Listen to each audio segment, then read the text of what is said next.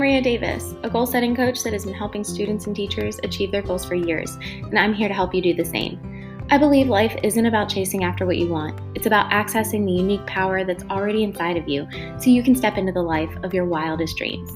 If you're looking to do life differently, live a life that's designed just for you, make your dreams a reality, and ditch the hustle, then you're in the right place. My goal for this podcast is to give you tools, resources, and tips to discover who you are at your most authentic level, help you get back in the driver's seat of your life, and send you love and encouragement along the way. Welcome to It's the Audacity for Me.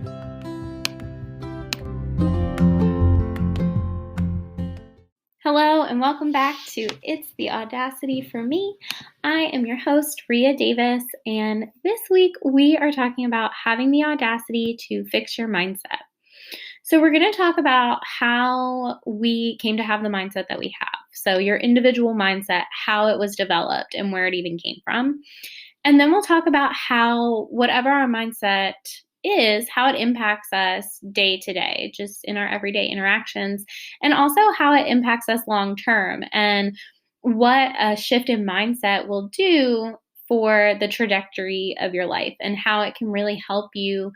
When you get into the right mindset, it really helps you excel in what it is you're passionate about and what it is that you're pursuing, because it just gives you the confidence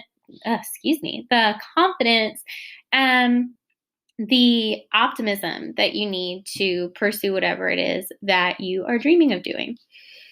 I also want to talk about how to shift your mindset. I try really hard in every episode to give some actionable tips that you can take with you and things that you can do more, physically, things that you can actually do to help you with whatever the episode's about. So this week, I'm going to give you some actionable tips that you can use to help shift your mindset and really change the trajectory of your life. So without further ado, let's go ahead and get started.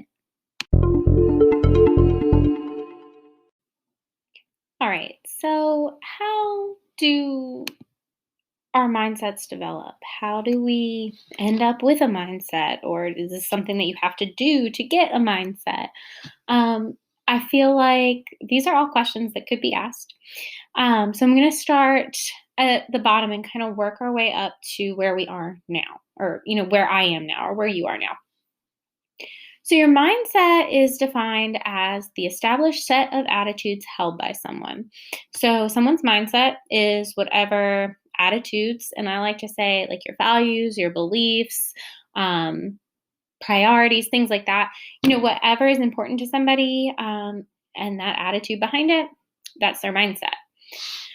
So your mindset starts to develop when you're born, the day you're born, really, when you start having experiences in this world.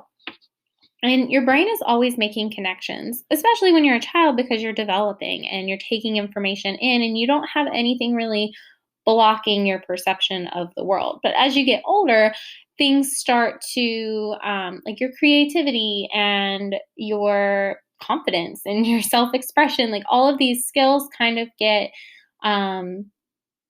dampened, I guess, because that's just kind of how society works, unfortunately. But your brain is always making connections, even to this day, and they're literal physical connections. These neural connections are basically the hardwiring of our brains, and they're built through experiences and especially through repetition. So, like I said, as children, they're rapidly developing these connections because there's none already there. They're taking all this stuff in. So when we were kids, the connections were built on the environment that was around us. So your parents, your house, your school, your community, whoever the people you were around and those attitudes that they carried with them, that's the connections that your brain has built. And the physical connections within our brains literally affect the way our bodies function and where our baseline state is. So maybe you've run into people that are just really laid back and really calm, and that's their baseline. That's, where they're usually at.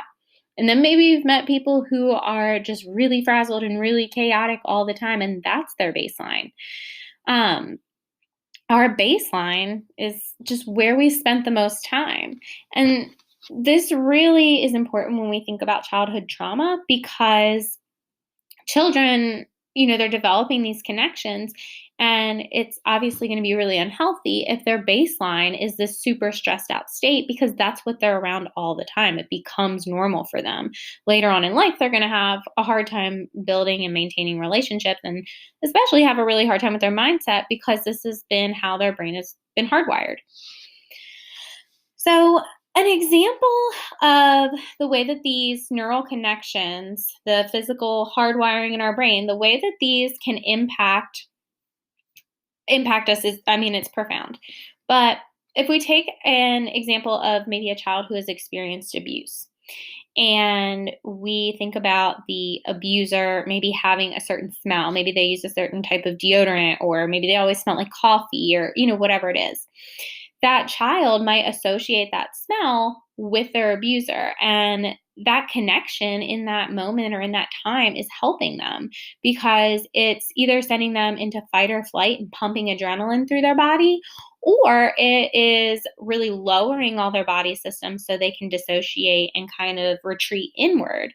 Either way, these connections are made in response to that trigger, or that smell, or whatever it is.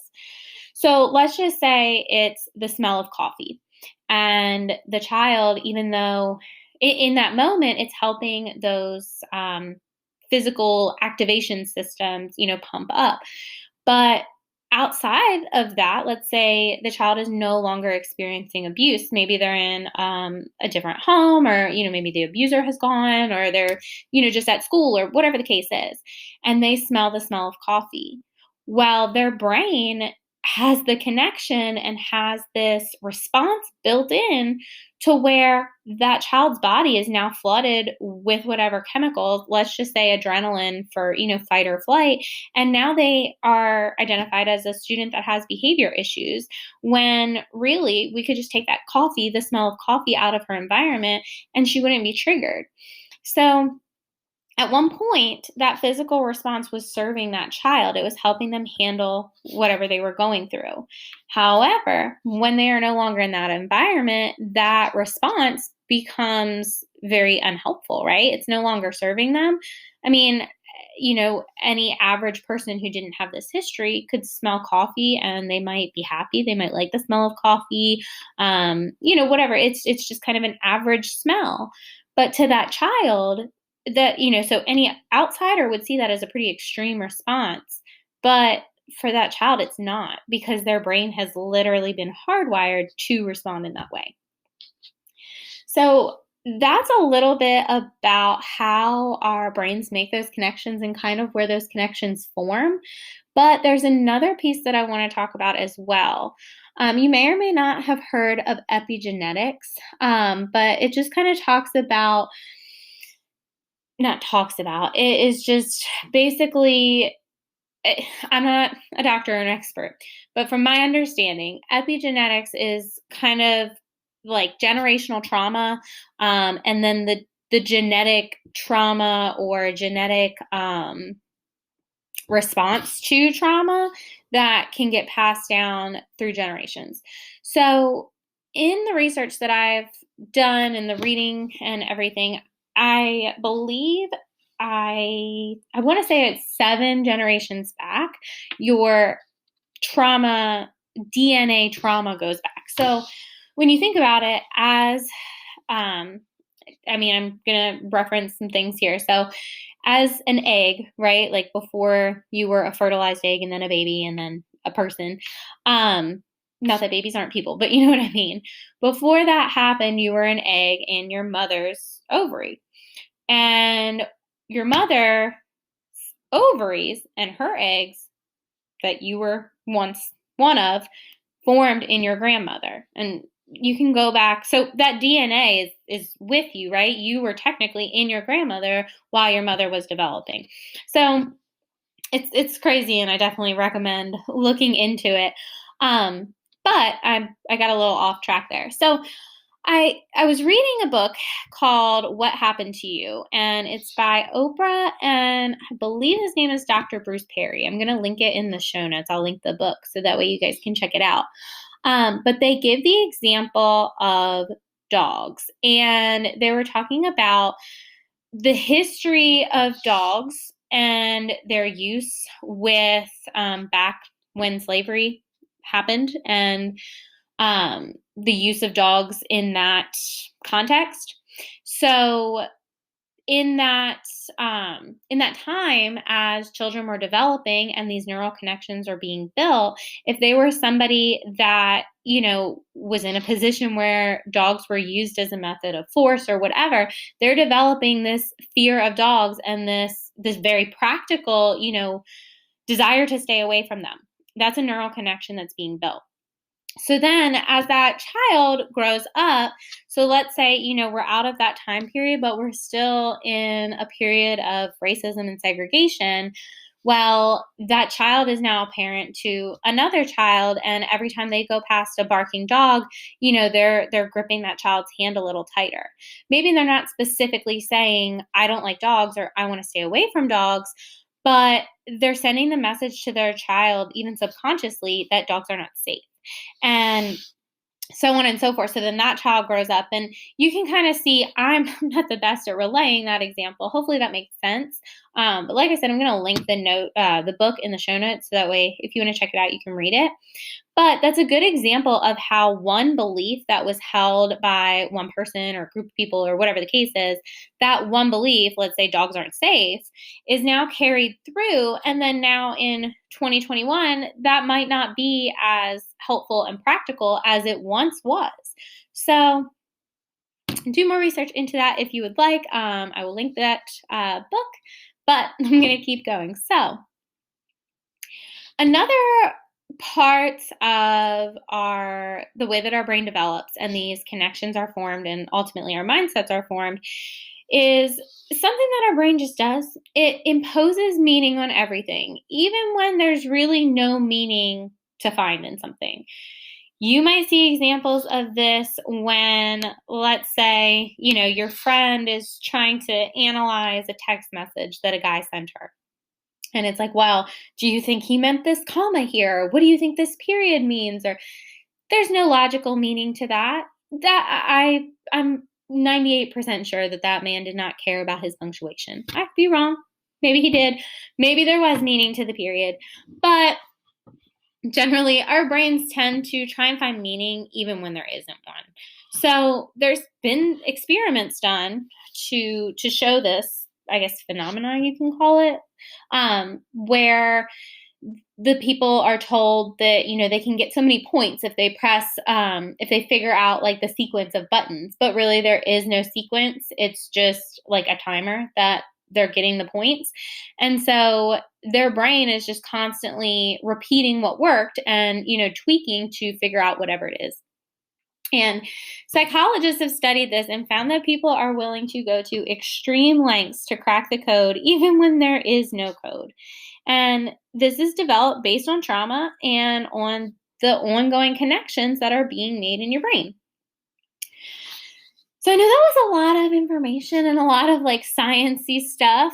Hopefully you're still with me. You're still hanging on, because in part 2, we're going to talk all about present day, right here and now, in the more physical, tangible way, and how our mindsets really are impacting us day to day and what we can do about changing our mindsets. So I'm going to take a quick little break, and when we get back, we are going to talk about that.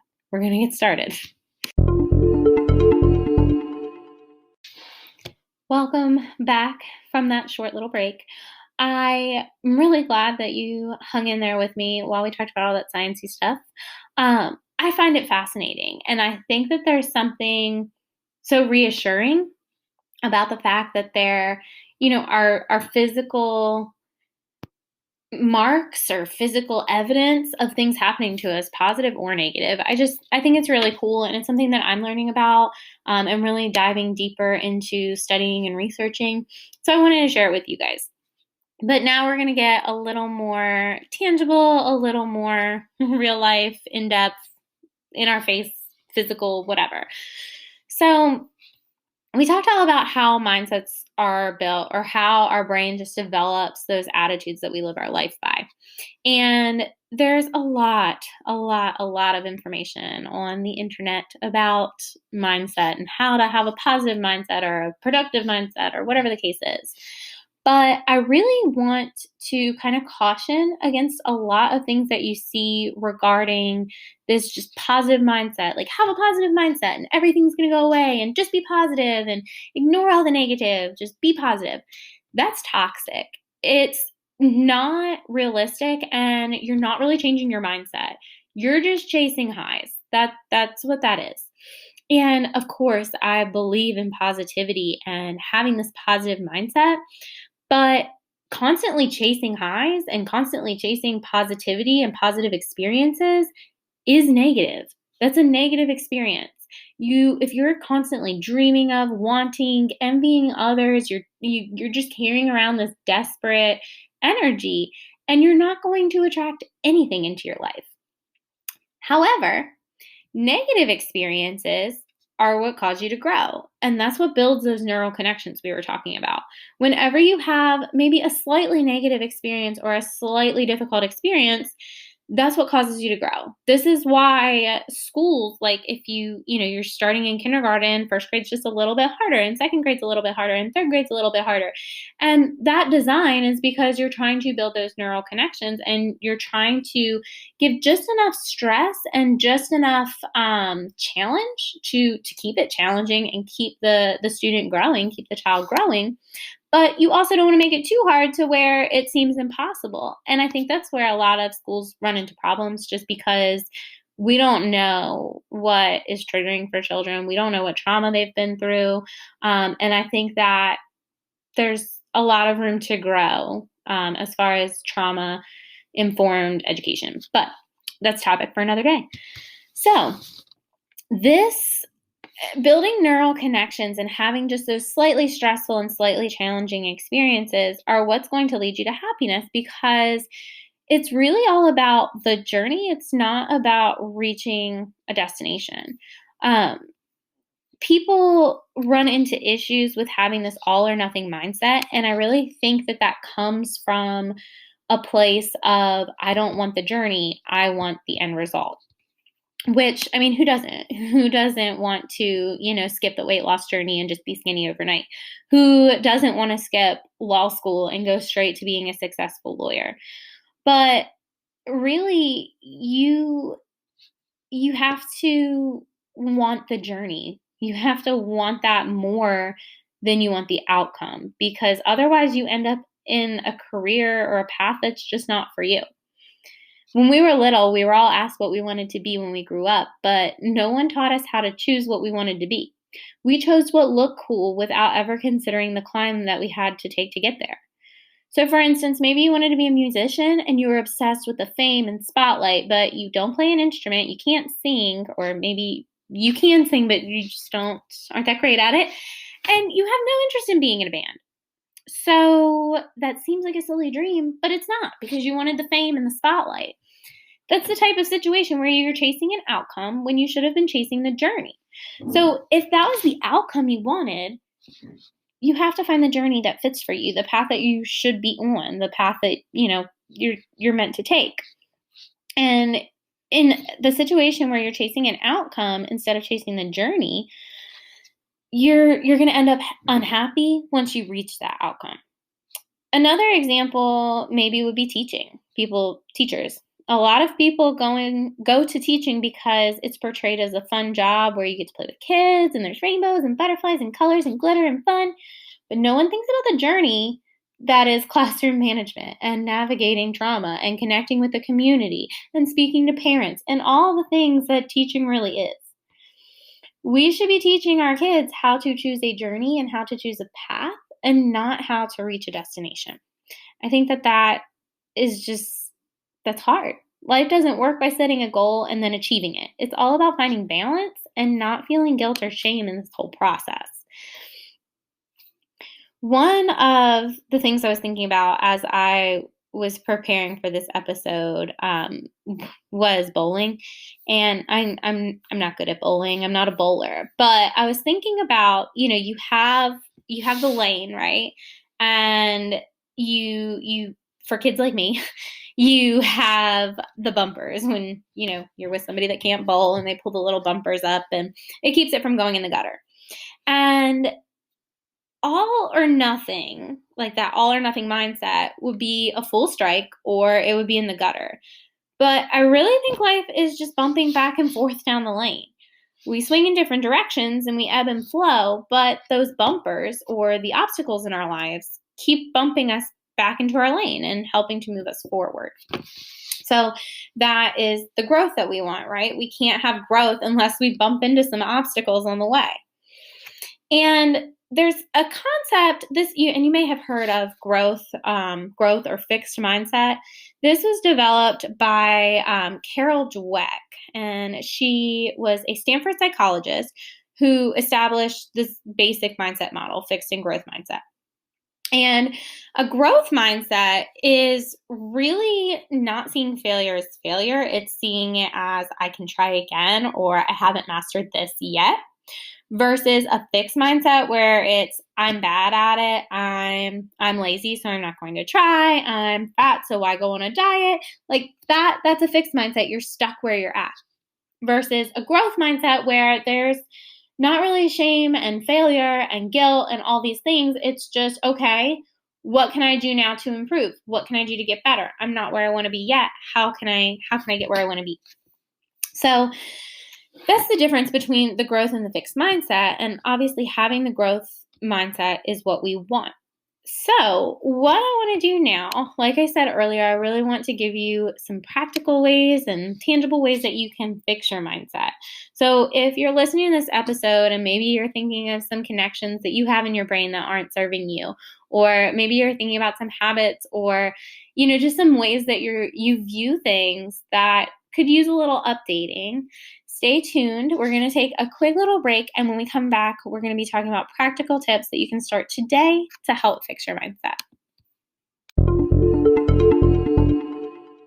All right, so finally, practical tips. How can you fix your mindset? So I have quite a bit of things that you can do, quite a few things that you can do to really help your mindset. And of course, there are things that you can do like meditation and taking a walk in nature, like all of these like self-love and self-care things that you can do. But for today's episode, I really want to focus on like, how are we going to fix these neural connections? What can we do to have repeated experiences to reinforce beliefs that we want to have, that we, reinforce our values and who we are? So that's the first step to fixing your mindset, is seeing yourself as who you want to be. This involves getting really, really clear on who you are, also who you are not, and what you want and what you don't want. And lucky for you guys, that is actually our next episode that will be out next week. It's all about who you are, figuring out who you are, what your purpose is, and all of that good stuff. So stay tuned for episode 9 next week. But in the meantime, just for now, fixing your mindset, really, to fix your mindset, you have to see yourself as who you want to be. And you really have to have that love for yourself, because that's going to give you that confidence to have the mindset you want to have as you're building it. Because remember, those neural connections, they weren't built overnight. They were built from trauma. They were built from your experiences. They were built from relationships, connections, all these things. That's what formed those connections in your brain and formed the attitudes that you live by, how your mindset was built. And so we can't just say, oh, I'm not this anymore, or I don't believe that anymore. We can, but in order for us to really fix our mindset, we have to really be clear and work on it over time. It's not something that can just change overnight. So get really clear on who you are, what you want, and also what you value. If you're unclear on your values, you're really going to be wishy-washy, and it's going to make it hard for you to make decisions and navigate life, because knowing who you are and what you value gives you just so much confidence day to day. It comes automatically because you have this foundation that you're pulling from. Also, your values create your personal measuring tool for success. You have to understand that you determine what is a failure and what is a success. Just like you wouldn't measure a liquid with a yardstick, you shouldn't measure your own success based on what somebody else has to say or their measuring tool. Nothing is good or bad out of context. It's all based on those neural connections. It all depends on your context.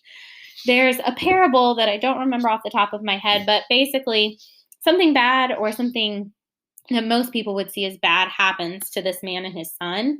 But every time something, quote, bad happens, something else comes along and like counteracts it. So I think one of the examples was the son broke his leg. So people would see that as bad, but because he broke his leg, he wasn't drafted for the army.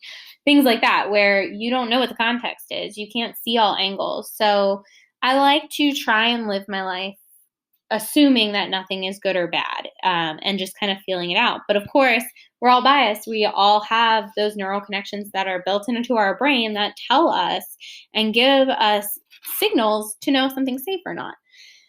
However, you get to rebuild those connections through repetition. So like I said, it's a process you have to keep repeating, but you can rebuild them. So if growing up, you were conditioned to believe that maybe you could only be successful if you were a lawyer or a doctor. You get to rebuild those connections and create your own value that measures success by your metrics. So maybe, let's say your parents wanted you to be a lawyer, and they used a person as an example and said, you will only be successful when you reach this person's standard, this lawyer's, level of success. Well, you could be an awesome lawyer with your own practice and, other partners and things. I don't know too much about the law field, but you know what I mean? Like you could have this really, really successful law office, but in your mind, it's not successful because you didn't reach the level of success that was set out for you, that you were conditioned to believe was success. And you're going to live your life unhappy and feeling like a failure. However, you get to rebuild those connections. So you create your own value that measures success by your metrics. So maybe instead of only being successful if you reach this person's level, maybe just having your own practice is success, or office, or maybe just being able to pay the bills, having enough money to pay the bills in the profession of your choice. Maybe that's what you choose to believe. Either way, this is something that you have to repeat to yourself. This is something that you have to, I don't want to say constantly prove to yourself, but you want to be looking for all the evidence that you can find that this is how the world is. This is reality. This is how we're rebuilding those connections. Another thing that you can do to fix your mindset is be willing to be uncertain. Be willing to question your beliefs. Be willing to question your values. Be willing to admit that you don't know everything. Question information that you learn. Question, information that you hear. Question what you see on the news. Question everything. Go into every situation as humble as possible, as if you did not know anything, as if you have never heard this information that you're about to learn before. Be willing to admit that you do not know everything. You cannot be in a growth mindset if you're stuck thinking that you know everything. You're never going to grow, because if you already know everything, what's the point in learning? Really, I think that's just a coping mechanism, because you can kind of deflect having to confront the fact that you maybe don't know everything. And that's okay, because if everyone knew everything, then it would be really boring and nobody would be growing or learning anything. Just not a fun world. So be humble and know that you are always a student. You should strive for lifelong learning. You should strive to continue to grow. And then the last tip I have as far as how to fix your mindset is just to know that your mindset is yours.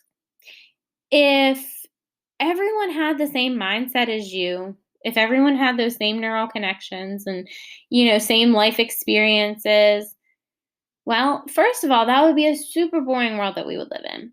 But also, it would be completely impossible because even if everyone had the exact same experiences at the exact same times in their life and, the exact same types of abuse, maybe one of these people lives in Italy and one of these people lives in Poland and one of these people lives in Canada and one people lives, you know what I mean? Like even if you had the exact same experience for experience, even if it was the exact same, your geographic location couldn't be the same.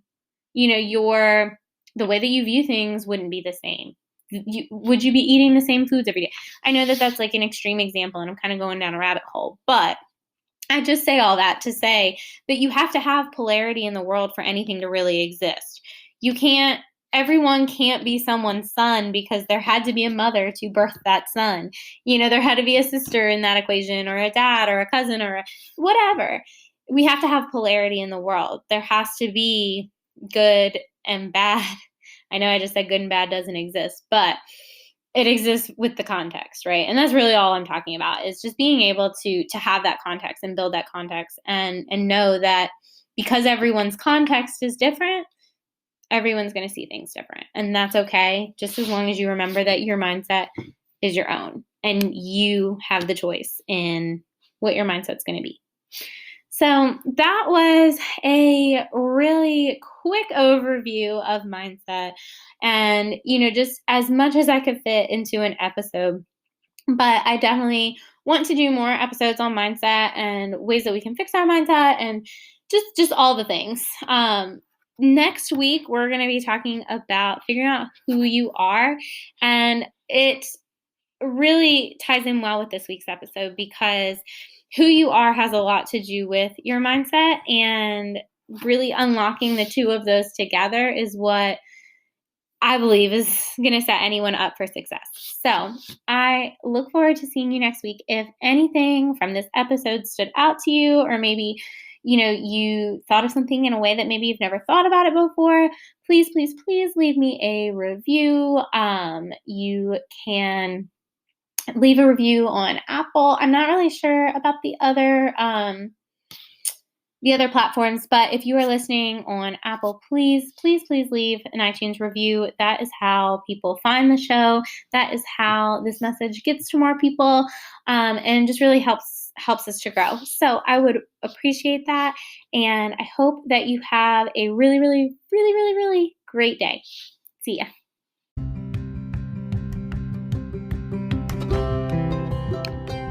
Thank you so much for pressing play today. If today's chat inspired the audacity in you, make sure to subscribe so you never miss an episode. And be sure to leave a rating and review on iTunes to spread the love and help more people find the show.